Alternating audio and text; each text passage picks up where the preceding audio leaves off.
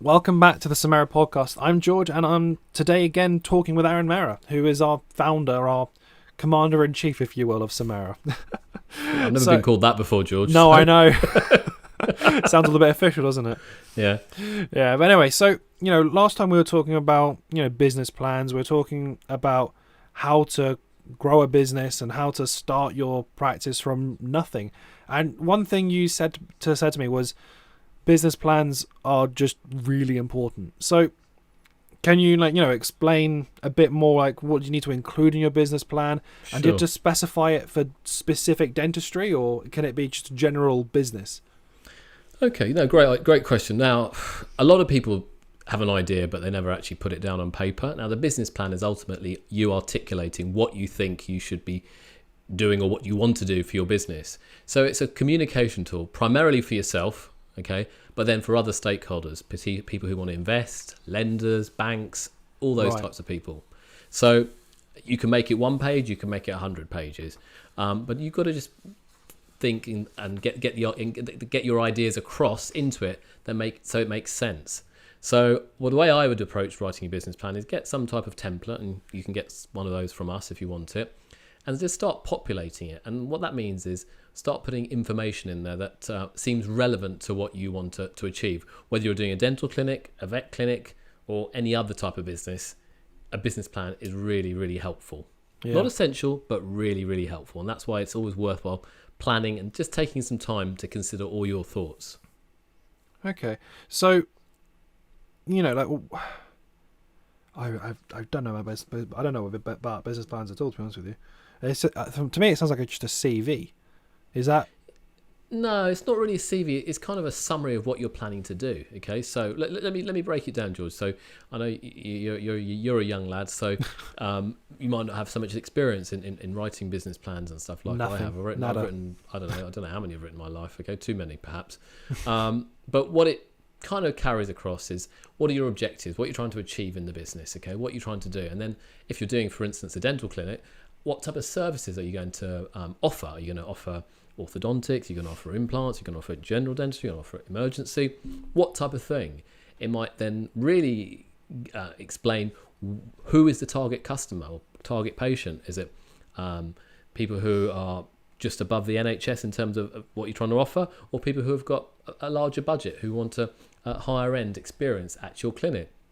You've got to look at the competition. Let's say you're opening up in a particular area. Who are the other clinics in the area? Are they competition, or are they deemed to be irrelevant? Okay, they're not really competing what you're trying to do. And then also at the same time, you need to put how much it's going to cost. So you put the figures in there, do some research, find out what the cost of, say, of a chair is, or what the materials are, or what the building work is. And then really, one bit really important is how you're going to run it. Who's going to be there? What type of team members do you need? Do you need a receptionist? Do you need a nurse? Do you need a practice manager? What type of dentists are there? So there's all these things that need to go into this business plan. But at the same time, you've then got to add the financial forecast, and a competent, good, qualified, experienced accountant should be able to put some forecasts together to say, okay, this is what we think the business is going to do, and this is how it's going to how it's going to achieve it. Because ultimately, you've got the qualitative aspect of the business plan, the written stuff which I just talked about, but then the quantitative aspects, which particularly a bank might be interested in looking at. And if you combine the two together, if they like the plan, they'll hopefully lend you the money. Okay. So more or less, it's just your whole entire vision of your practice just written down in one document. Absolutely. And I think one of the things that's really important is that you might start with this great business plan, but you might start the business, but then it doesn't really go to plan, or it takes a different path. But if you can look at it even maybe once a year and update it and change it, so well, this year that didn't work well, I'm going to update and go down this path.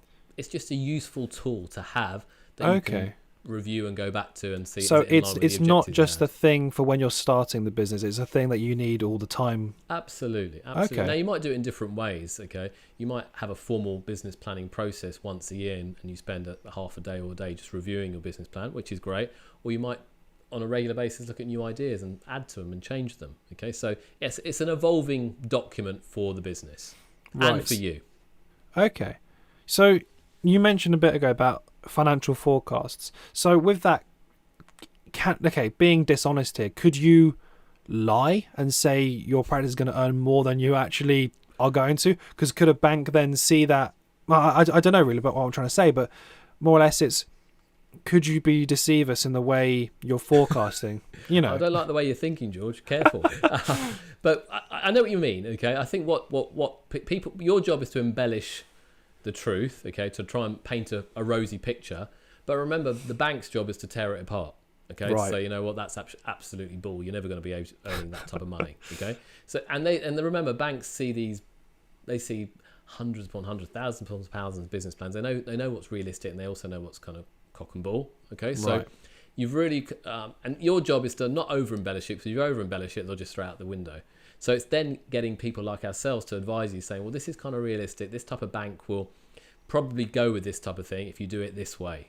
Okay, so the forecasts are an important aspect, but you don't want to over egg it. You really don't. Right. Okay. So you can't be deceivers. You can't be like that, because the banks would, like as you said, will just they go through it with a fine tooth comb, and Correct, they know what they're correct. looking for. Yeah, and they'll Right, look at the okay. character. And if you're over egging it, they'll just say, you know what, this guy hasn't got a clue. He hasn't really done his research at all well, and therefore he's not a credible, worthy person to lend money to. Okay. So how would you then calculate all the costs and all that lot? So if you're buying an existing practice, how would you calculate all the costs you needed to do that? Would that be a thing your accountant does, or is that a thing you do yourself? Yeah. Or? I think it's a combination of accountant and you kind of looking at the numbers. So if you're buying a practice or you're setting up a practice, you got to look at how much is it going to cost you. So again, a good accountant should be able to quantify all this in some workings, in some analysis and some type of valuation techniques. So if you're setting up a clinic and you're putting a business plan together, you want to work out how much is it going to cost you to build. Okay, what kit do I need, and then also how much money have I got on my own to put into it, and how much could a bank potentially lend me. If you're buying a clinic, you need to look at, okay, they're selling it to me for X, is it actually worth X? Okay, and therefore your job and your advisors or accountants should be looking at, you know what, I don't think it's worth X, I think it's worth X less 20%, or whatever it may be. So it's just get good advice. Okay, I cannot stress how important it is. Not just good accountancy advice, good legal advice, get good marketing advice, and ultimately get people who you get on with as well. Okay, because these could be long-term relationships that are there to help you over the long term in your business. Right. Okay. That's really quite interesting to know, actually. So, like, what I just want to know is, like, how would I go about writing a business plan? You mentioned briefly that you provide a business plan. Can I just get a generic business plan online, or is that something specific? You can type business plan templates into Google and you'll find something. It's a good starting point. Okay, and you could start putting something together. Absolutely. If you want something a little bit more tailored, a bit more sophisticated, then you could probably engage with us or other people out there in the marketplace who can help you write a business plan. I personally think a good business plan is written by the business owner, and then you have someone like ourselves review it and kind of sense check it and say, we like that, give us a bit more information on this. The banks won't like that. And there's many people who can read it, whether it's your parents, whether it's a friend, whether it's your partner, or someone else you know in business, that maybe they can review it all. Okay, so more or less, you just want the more people that read it, the more likely the banks are going to accept it, because but I think it's not not only just that, but also kind of they can say, well, that's a load of rubbish as well. That's not Yeah. going to work. But remember, more or your less job just is not wasting everyone's time then. Yeah, but you've also got, you remember, there are also people who will read your business plan and they'll always be negative as well. So remember that as well. So be careful who you show it to as well. You want people who are going to support you, encourage you, but also give you critical but constructive advice, not just critical and pathetic advice. Yeah. Amazing. Yeah. Well, thank you so much, Arun, for taking the time to talk to us about business plans. I'm sure I've learned a lot, because I'm a complete novice with everything, as I'm sure you've gathered by 20, now. aren't you? I'm only 24. Yeah. 24. God, you've been in with us 4 years now. I know, mental. Yeah. Anyway, thank you so much for listening, and we'll catch you on the next one. All right. Thanks, George. Thank you. Bye bye.